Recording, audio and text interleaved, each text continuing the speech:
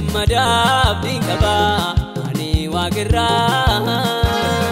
nan amanee beekamoo saawudateera raawun rakkadee dhibbadee laafarratee waa'een baafnee of fakkaatee ija namaatee Yesuus yoo dhufee mudoon koo hundumtuu nafaa akka irraa kanaa miti ani akka biftuun ifaa.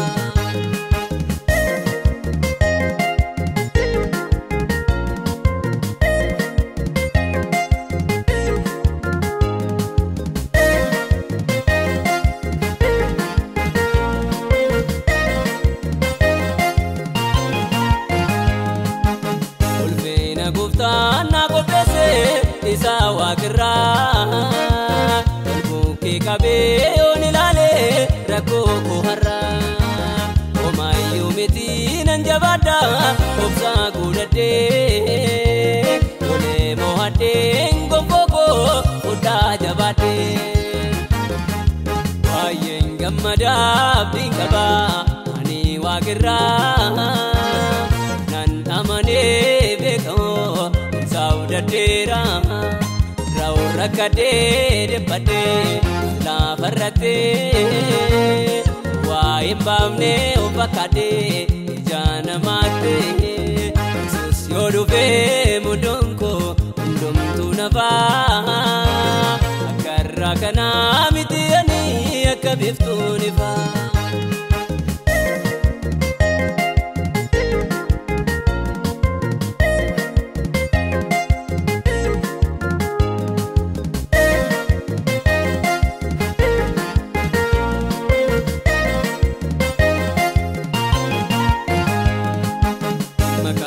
Barreesse qaba anan dagandee baraa baraanuu ani beeka akkaan hin gannee maaloo manjedhaa yommuun ta'u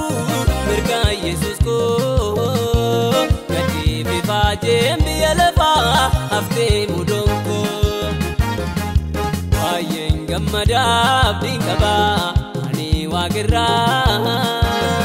nan amanee beekamoo saawudateera raawun rakkadee dhibbadee laafarratee waa'een baafnee of fakkaatee ija namaatee Yesuus yoo dhufee mudoon koo hundumtuu nafaa akka irraa kanaa miti ani akka biftuun ifaa.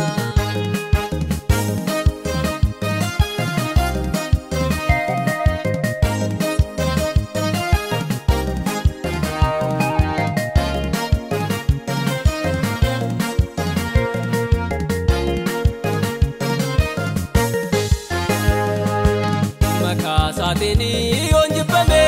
gammachuu kooti kanan amanee Yesuus koo gaachana kooti ijoolleen baduun an jiraadha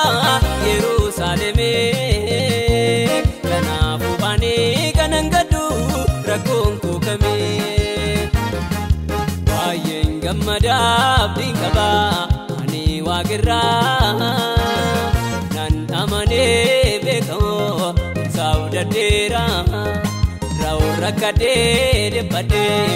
laafarratee waa'een baafnee of fakkaatee ija namaatee Yesuus yoo dhufee mudoon koo hundumtuu nafaa akka irraa kanaa miti ani akka biftuun ifaa.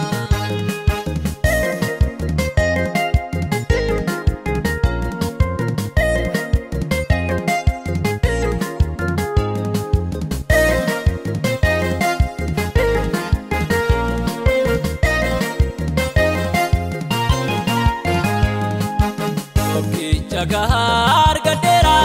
waan barbaachisaa wantu du'aa fi jireenya qabdee harkisaa isaaf jiraadhee darbuun koo anaaf ulfinaa aniif Yesuus koo ijumaan ni waan arginaa baay'een gammadaaf dinqaba ani waaqirraa nan